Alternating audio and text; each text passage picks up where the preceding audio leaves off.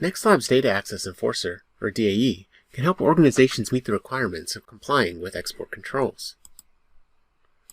Many organizations are subject to export controls, and these controls can be complex to comply with. This is because export control requirements can vary based on characteristics of who is accessing the data, where it is being accessed, and the data itself. Because these characteristics can vary so much, even within an organization, a sophisticated approach is needed to address these challenges. The stakes are high, as instances of deemed exports can be costly, in addition to the costs of audits to ensure and prove compliance.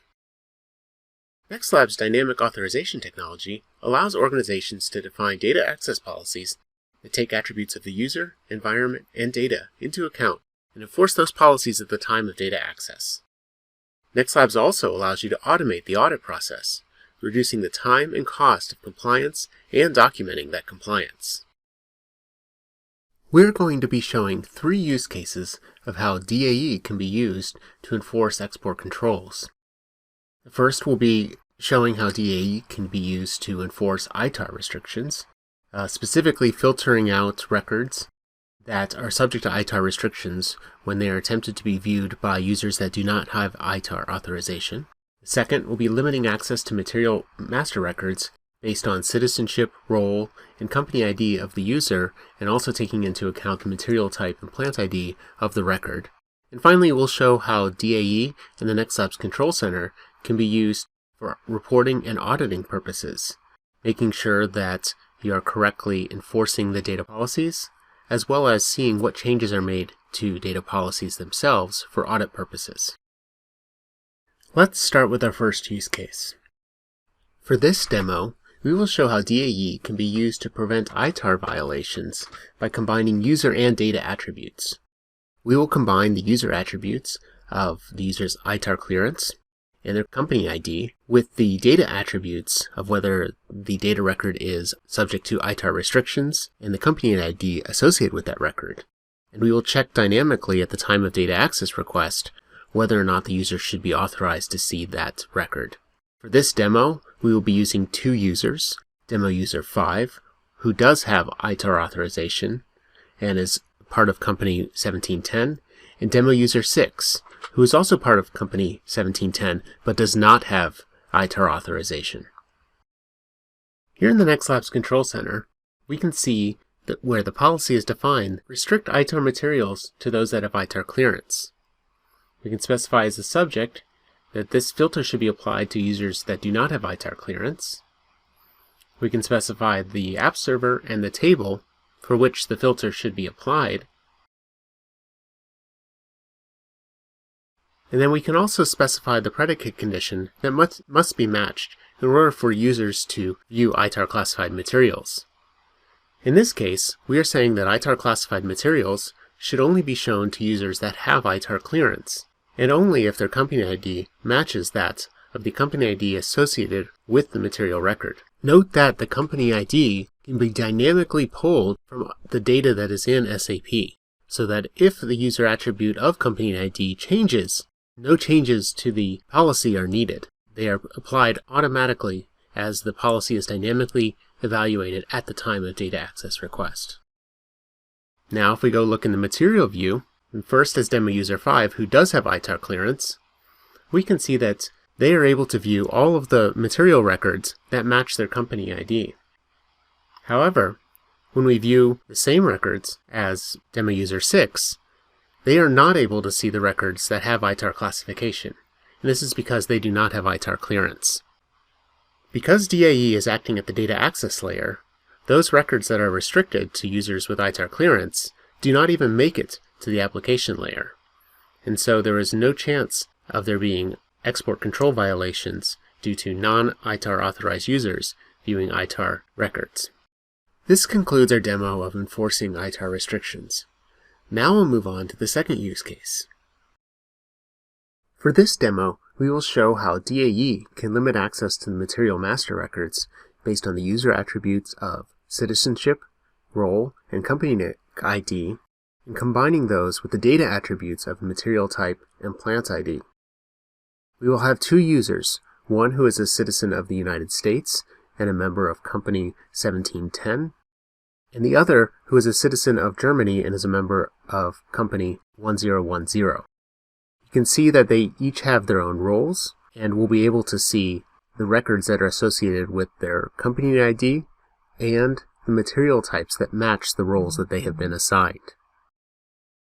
Here we can see how the policy for filtering the material master records is defined in the NextLabs Control Center. This policy will filter based on citizenship, company code, and material type. It is defined to apply to US and German citizens and to be applied on the table MARA, or the material record table.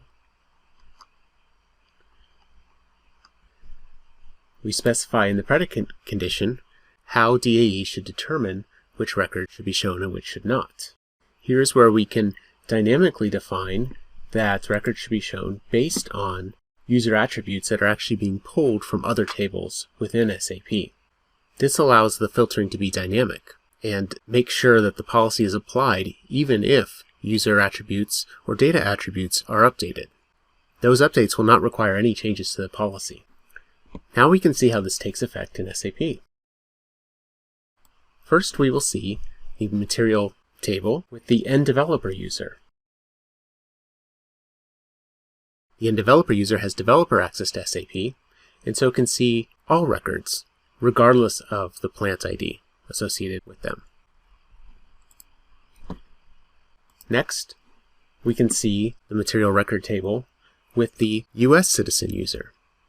Here you can see that the records have been filtered to only show those with a plant number 1710, which matches the user's company ID. The material types are also filtered based on the roles assigned to the user.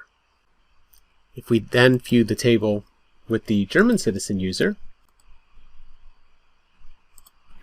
we can see that that same table is now filtered based on the company ID of the German citizen user, which is 1010, as well as the material types that are associated with the roles assigned to that user. All of this is being dynamically filtered at the time of the data access request. This concludes our demo of limiting access to the material master records. Now we'll move on to our third use case. In this example, we will see how NextLabs Control Center can be used to generate reports of the enforcement of data access policies by DAE. These reports can be used for auditing purposes as well as compliance documentation.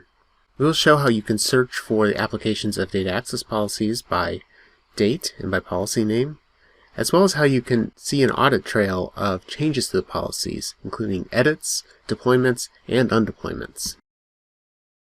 Within the NextLabs Control Center, we can generate reports for when policies have been applied and what the results of that application was. If we go to Reports, here's where we can define the report query to see which policy applications we would like to see the report on. So if we start with a report allowing enforcement in the last 7 days, then we can choose to modify that to select specific policies. In this case, let's look for the application of policies that filter on the material master record. And then we can choose to run that report. Here we can see all of the times that data policy was applied in the last 7 days. We can also see the username, the specific policy name, and what the policy decision was. We can also click in to see any of the details on those policy applications. And this will give much more details on exactly what policy was applied and what were the results of that policy application.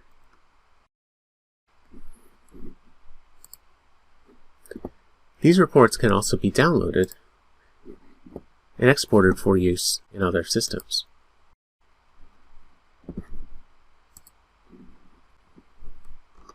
Also within the NextLabs Control Center, we can see audit logs that show when changes were made to the NextLabs control system itself. This is good for compliance documentation purposes. Here we can see when administrators have not only logged in, but when they have made changes to policies.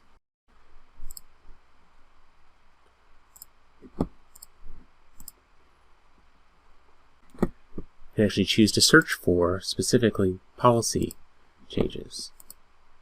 And here we can see when policies were deployed or updated or undeployed within the NextLabs Control Center. If we click on the details, we can even see the specifics of exactly what was changed within each policy for that event. This information allows you to ensure that you're complying with all regulations. Specifically for export compliance purposes, this provides a paper trail of exactly when policies were defined, when they were applied, and also when they were changed. This concludes our demos of using DAE to enforce export controls.